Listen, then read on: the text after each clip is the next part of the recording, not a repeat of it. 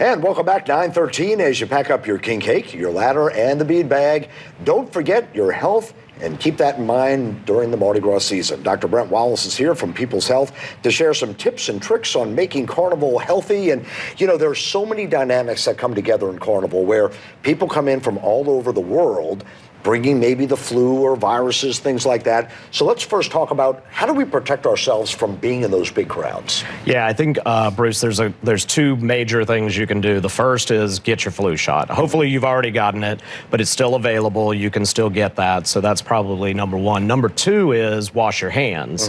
Washing your hands can be difficult on the route when you're at parades. So bringing some hand sanitizer along with you is very important as well. So the hand sanitizer, some people say, does it really work? Does it not work?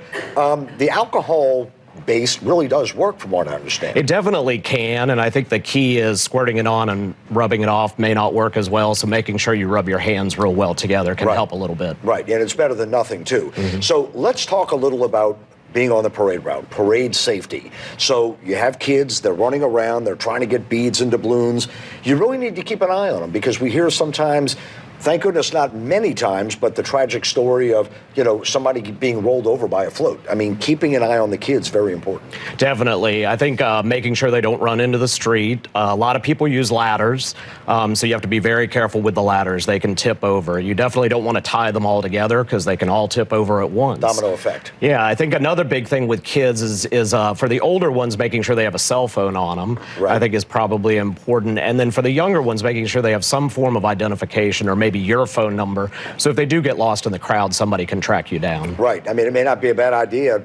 Take a Sharpie and, you know, put the phone number on their wrist or something just to, for that. So let's talk a little about ladder safety. When I was young, I used to love to be in the ladders, but I got a little bit scared sometimes because, you know, people are running around trying to get stuff from the ground and the ladder's kind of shaking. So it's really important for somebody to be on the back of that ladder to kind of keep it steady, make sure the kids are buckled in either by the wooden bar, metal bar, or maybe even straps. Definitely. I think keeping an adult on the back of the ladder grounds it a little bit better, so you make sure that you don't tip over. Absolutely. Let's talk about food. Food, a big, big thing. First, you need to make sure if it's perishable, you got to keep it refrigerated. If not, you could get sick. Let's talk about some things, maybe do's and don'ts of bringing to the parade. Yeah, I think, you want to have some healthy snacks. That's not always the most fun during Mardi Gras time, but certainly dried fruits and nuts, I think, are good.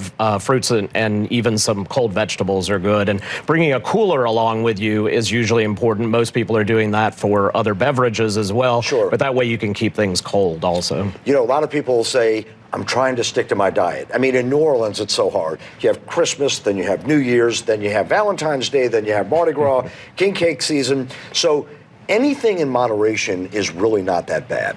Yeah, definitely. I think, you know, we always think of this time of year as when we forego all of our New Year's resolutions. Right. But it doesn't have to be. You can still eat king cake. You just don't want to eat a whole king cake. Right. So I think moderation is really the key to this. And another piece that's good is the parades give you an opportunity to exercise a little bit. That's true. You move around a lot. So getting your steps in, walk to the parade, walking up and down the route, that can actually be very helpful in achieving some of your goals. So I think one of the big staple items, if you're not actually cooking on the neutral ground, is fried chicken. And fried chicken, you know, you have to have a little safety with it. If it's out too long, it gets too warm, it can go bad. So fried chicken is something that we all like to eat, but you also need to kind of keep an eye on it too. Yeah, I think that goes back to the moderation as well. You know, eating a piece of fried chicken, not the worst thing in the world for you. Eating an entire bucket of fried chicken probably should be avoided. I would think so. The fried and all that stuff. So, well, Dr. Wallis, thank you very much, and happy Mardi Gras to you. Happy Mardi Gras. Appreciate that.